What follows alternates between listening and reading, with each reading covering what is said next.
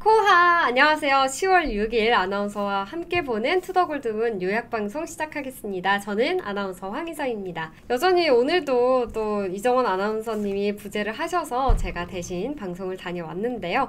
오늘은 유일 전문가님과 또 비트초아 전문가님 이렇게 두 분과 함께 방송을 하고 왔습니다. 오늘 주제는요. 바로 10월 경제지표 발표 전 암호화폐에 따른 매매 방법에 대해서 이야기 나눠봤습니다. 이렇게 다양한 이야기 해주셨으니까요. 지금부터 간단하게 짚어보도록 하겠습니다. 먼저 초아님께서는 최근 비트코인 시장이 사실 20K 선을 횡보하고 있었습니다. 답답하면서도 지루하시죠. 굉장히 투자를 하시는 분들에게는 언제 올라가나 이런 생각 드실 것 같은데요. 사실 이 추세가 1년간 장기 추세가 전환되기에는 아직 큰 이슈와 호재는 없다고 말씀 주셨습니다. 따라서 만약에 큰 이슈나 호재가 생긴다면 상승을 하거나 혹은 또 이렇게 되면 안 되겠지만 하락을 할 수도 있겠죠. 그래서 만약에 상승을 하게 된다면 20.4K가 몸통 마감이 되는지 그 부분 잘 체크해 두셔야 되겠습니다. 만약에 몸통 마감 된다면 23K 또 25K까지 올라간다고 하니까요. 이 부분 꼭 체크해 보시고요. 만약에 반대로 하락을 한다면 19.8K, 18.9K까지 떨어지는지 잘 체크해 보셔야겠습니다. 네, 다음으로 어제 또 10월 5일 미국 ADP 비농업 부문 고용변화 지수 그리고 미국 ISM 비제조업 구매자 지수가 발표가 됐는데요. 내일은 또 고용지수 발표가 있는 날입니다. 이 고용지수라고 한다면 고용, 임금을 받고 이제 실제로 일자리에 채택을 되는 게 고용된다고 하죠. 근데 이 고용지수가 만약에 예상치를 하회하게 된다면 우리의 이제 고용 시장은 불안정하게 될 것입니다. 사람을 덜 뽑겠죠. 그러면 이 개개인들의 일자리가 줄어들게 되면 또 소비가 감소할 것이고요. 이게 또 경기 침체로까지 이어질 수 있다. 이 부분 말씀해 주셨는데 사실 경기 침체를 또 잡는 게 금리 인상으로 많이 잡잖아요. 그리고 최근에 연준이 계속해서 금리 인상을 해왔고 하지만 이제 유일님께서는 이 금리 인상보다는 에너지 식료품 공급 문제를 해결하는 것이 더 근본적인 문제를 해결하는 것이다. 그렇기 때문에 이 부분까지 덧붙여서 말씀 주셨습니다.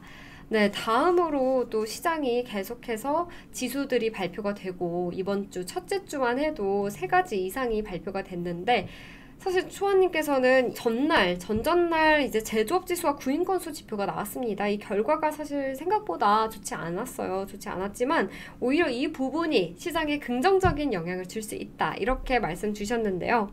이렇게 시장이 원하는 것은 부정적인 지수 발표다. 왜냐? 그 이유를 들어보니까요. 고용지수가 만약에 내일 나오는 고용지수가 하회를 하게 된다면 오히려 이제 연준에서 금리 인상을 천천히 진행해 나갈 것이다. 이렇게 시장을 보고 계십니다. 네, 다음으로 또 유혜님께서 최근에 이제 이더리움 관련해서 이슈를 말씀해 주셨는데요. 이더리움 사실 머지 업데이트 이후에 가격이 계속 고점 대비 하락하고 있습니다. 하지만 이 암호화폐 시장에서 이더리움은 굉장히 중요한 이슈인 것 같아요. 중요한 코인이고 이더리움 기반에서 또 코인과 시스템이 많이 마련되어 있기 때문에 이 부분 체크를 안 할 수가 없는데요. 이더리움 신규 주소수가 최고로 경신을 했다고 합니다. 이게 만약에 최고치를 찍은 것을 만약에 10월 반등 신호로도 여겨질 수 있다고 하는데요. 네, 이 부분 사상 최고치를 찍었다고 합니다. 이 사상 최고치라는 것 자체가 또 10월의 반등 신호가 될 수 있지 않을까 이런 이야기를 주셨는데요. 따라서 현재 비트코인보다 어떻게 보면 더 인기가 있는 것이 이더리움이다 이렇게 유희님께서 말씀 주셨습니다. 네, 다음으로 또 초아님께서 다시 지표 이야기로 돌아왔습니다. 오늘의 주제가 또 10월 지표에 관련된 이야기이기 때문에 계속해서 지표 이야기를 했는데요. 미국의 구인 건수가 110만 건 이상 대폭 감소했다는 소식입니다. 네, 사실 이 구인 건수가 감소를 한다는 것은 사람들이 이제 집 밖으로 나오고 있다는 그런 의미로 생각하시면 쉬우실 것 같아요. 만약에 이 사람들이 집 밖으로 나와서 좀 더 활동을 하게 된다면 인건비는 오히려 사람들이 많기 때문에 줄어드는 게 원래 이 패턴입니다. 하지만 현재는 구인 건수가 감소했는데도 불구하고 이 인건비가 증가했다는 것입니다. 따라서 이 내일 또 나오는 고용지수를 잘 살펴보셔야겠는데요. 이 지수에 따라서 또 어떻게 상황이 달라질지 계속해서 체크해 보시면 좋겠네요. 네, 마지막으로 유혜님께서 또 흥미로운 주제를 가져오셨습니다. 바로 나스닥에 가상화폐 거래소 산업이 진출하냐? 이런 주제였어요.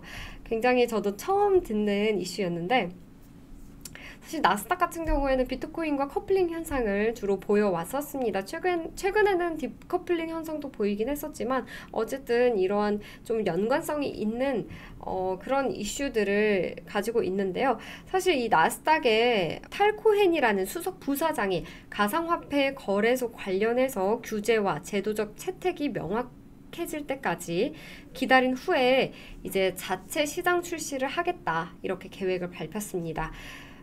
또 탈코엔 수석 부사장은요, 나스닥의 가상화폐 거래소 운영이 이제 기꺼이 거론할 수 있는 상황으로 표현한 것으로 전해졌고요. 또 그러나 현재 거래소 산업이 사실 포화 상태라고 합니다. 따라서 이렇게 포화 상태이기 때문에 아직 지금 당장은 진출이 어렵지만 그래도 진출의 앞으로의 진출 가능성은 있다고 말씀 주셨습니다.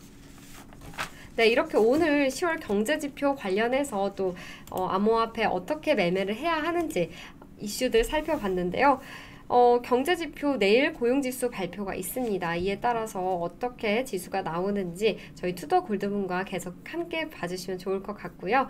저희 이 채널뿐만 아니라 다양한 채널들 그리고 저희 투더 골드문 자체 홈페이지 팍스경제 홈페이지에서 저희 방송, 저희 전문가님들의 무료 방송 그리고 실시간 방송을 보실 수가 있으니까요. 많은 참여 부탁드릴게요. 그럼 오늘의 요약 방송 여기서 마치도록 하겠습니다.